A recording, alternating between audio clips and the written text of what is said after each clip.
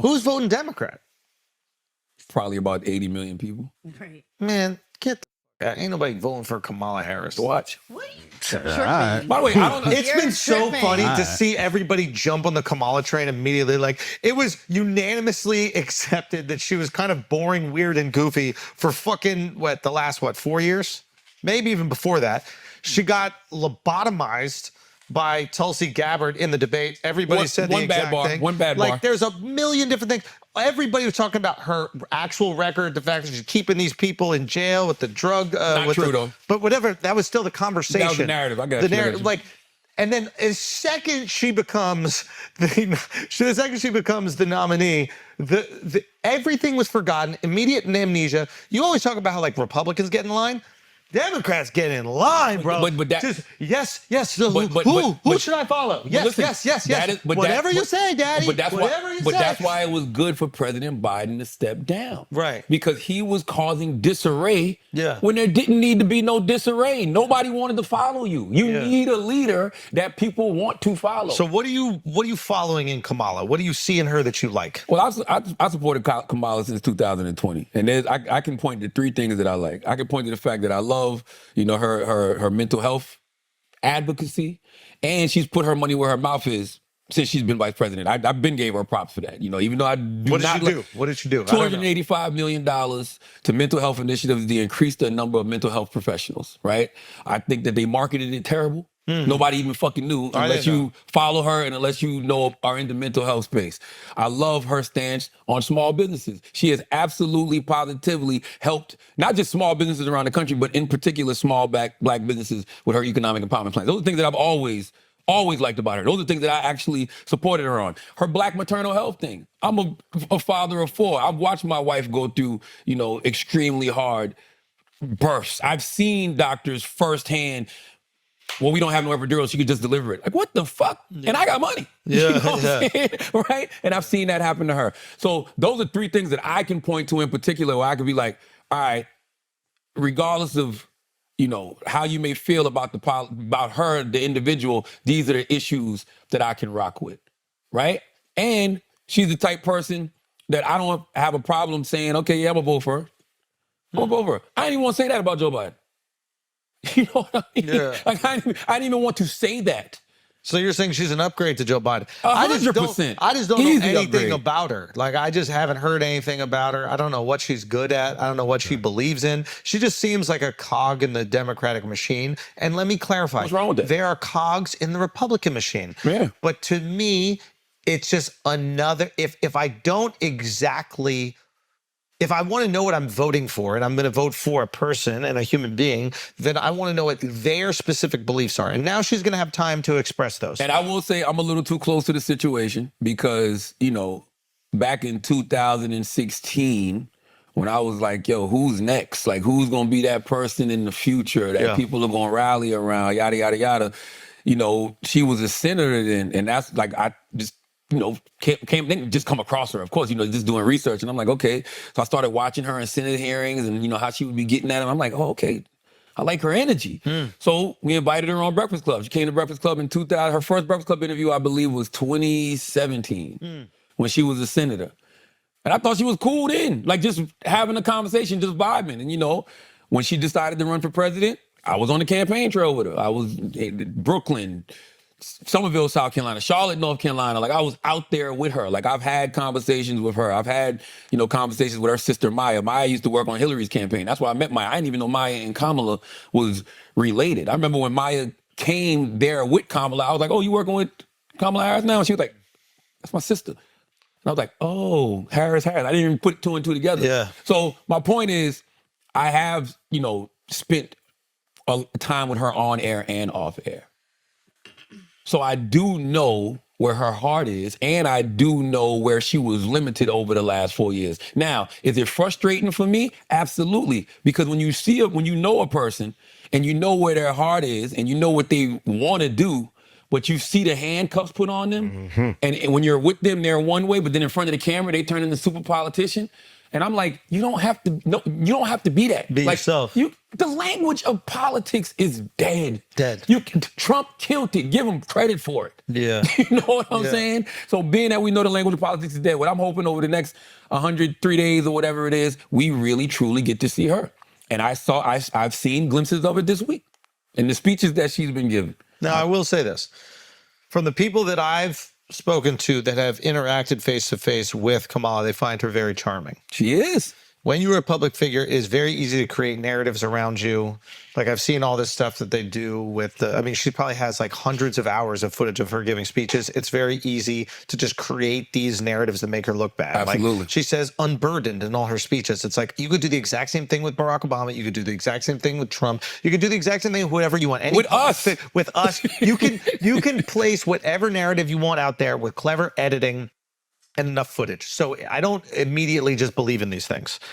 I still need for her to convince me that she's worthy of running this country. I'm with you. I'm not, listen, but that's the whole point. I know Trump I'm with is. you. That's the whole that's the whole point of campaigning. But I need her to convince me. That's the whole point of campaigning. So like, you're absolutely right. She got to go out there and earn people's votes. And the way that she can do that is not only charming the people, because that is very effective, obviously, but like, tell us what you want to do. Tell us what you believe in and tell us what you're going to execute. Now, and by the way, I'm basing this off an agenda she had in 2020. Right. 2024, I don't, I still know some of her agenda, but I don't know what her future plans are. You know what I mean?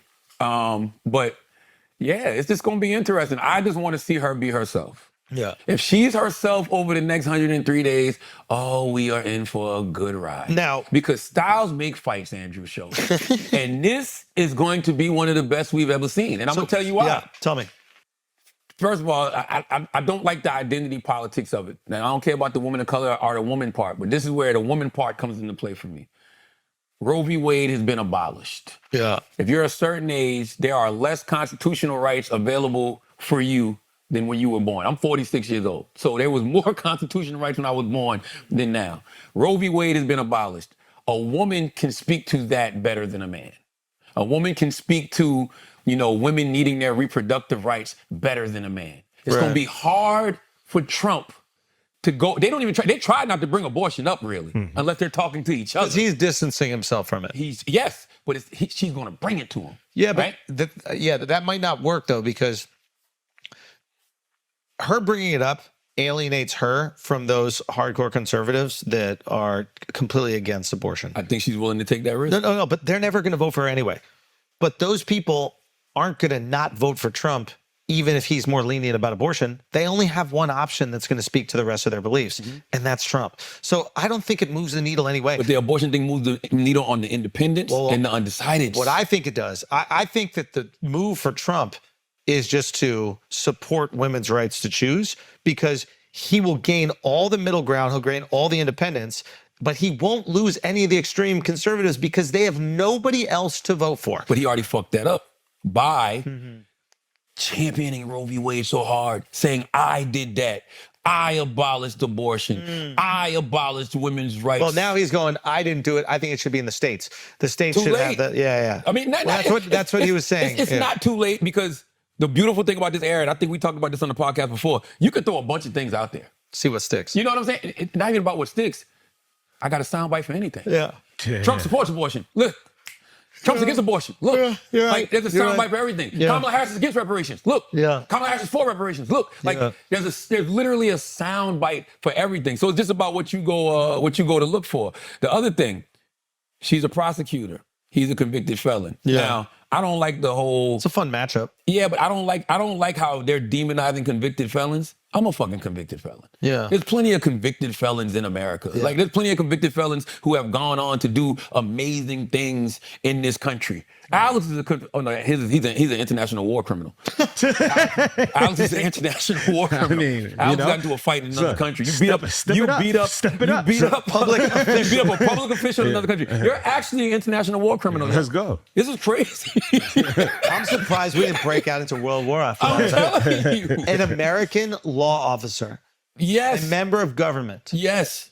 a member of American government attacked a public official in a foreign land. Come on, that bro. is a declaration of war. That's a declaration of fucking Sweden. war. Pussy ass. Pussy ass Sweden. Pussy ass That's what you get for remaining neutral, Sweden. Do you know what I mean? Pussy ass. Listen, but it is. Pussy ass. But the whole thing of him being a criminal and her being a prosecutor, that's a good matchup. I mean, it's fun for the paper, yeah, for sure. But it can be fun for her language. She already said the shit she been spitting this week. Yeah. Where she breaks down, I take down sexual predators and I take down scammers, and then she's able to list the crimes that he's committed, and she's like, I know your type. God damn, those are good bars. Oh shit, you got a clean bill of health, Chris? Come fuck him up. Come fuck him up. We were just That's what you gotta do. Come fuck him up. we were just talking about this how styles make fights, and I think this is a good matchup. You think Kamala got it? Because of the fact she's a woman and she can really push the Roe v. Wade being abolished thing. She can really push the women need their reproductive rights. She can really push the prosecutor versus criminal thing. What do you think? I think when I've seen her at what I think is her best is when she's in a fight, for sure. Yes. Remember how she snapped at me when I had her on fucking The God's Honest Truth? Yeah. When I was pushing her? Yeah. Remember how she fucking snapped at me? I never forgave her for that. Nah, I love it. Because guess what? That's her. Well, That's an off-air conversation on air. Tell her to bite her fucking tongue next time she talks to you like that. I don't want you. Yo, bite your tongue. Nah, next time Killer you talk Cam, to don't my bite boy. your tongue no more. Killer Cam is It's no that's more biting fire. your She tongue, needs Killer a thing Cam. like that. Like if it's Teflon Don, it got to be Killer Cam. She is. That's what I call her.